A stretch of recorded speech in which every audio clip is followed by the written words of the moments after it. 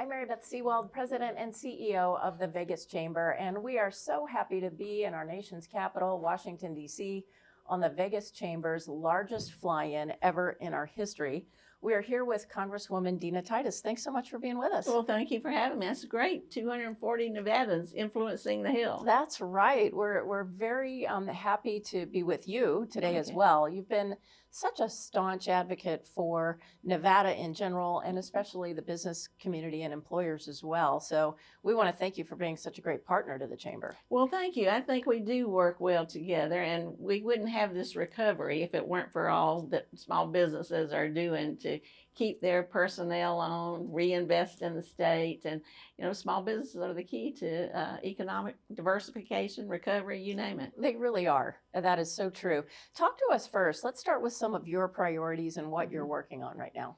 Well, I chair an infrastructure subcommittee that has to do with FEMA. So, you know, we're doing a lot there with all the natural disasters. Just look what's happened in Puerto Rico in the last few days. But it also covers drought, wildfires, things like that, and we are seeing more and more of that with climate change. But it includes economic development, and certainly that's important for the state. So we're reauthorizing the economic development, and I want to be sure that the things that really impact businesses and people who want to invest are included in that reauthorization. Okay. Switching gears a little bit, you're co-chair of the I-11 Congressional Caucus. You know that I-11 has been something that the Chamber has advocated for years.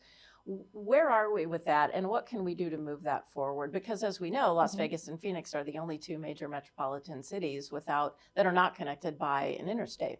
Well, that's right. And I've been talking to the Secretary Pete, who's been out to Nevada, about the importance of this. And what we're trying to get them to do is not just invest everything in the Northeast corridor where things are falling apart, but remember in the Southwest corridor, we need more access. And certainly from Las Vegas to Phoenix would be part of that supply chain, and we do need an interstate there. Another thing that's good about it is it's bipartisan support for it. It's by state because Arizona supports it, and it has regional significance, so that increases our chance of getting more federal money.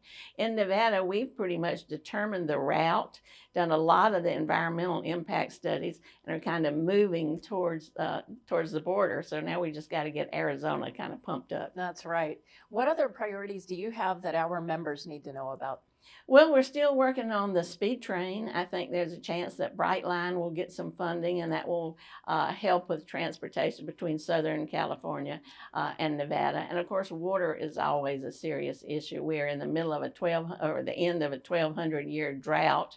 We're the hottest, the sunniest, the driest.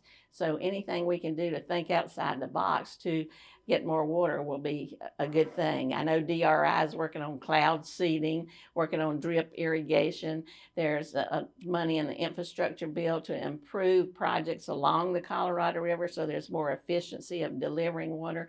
And there's a big recycling project with California that we funded in some of these recovery bills. And so all of those will help, but we got to always keep it front of mind. Well, Congresswoman Titus, thank you as always for being such an advocate for all of us across the state. Thank you for having me. All right. I'm Beth Sewald.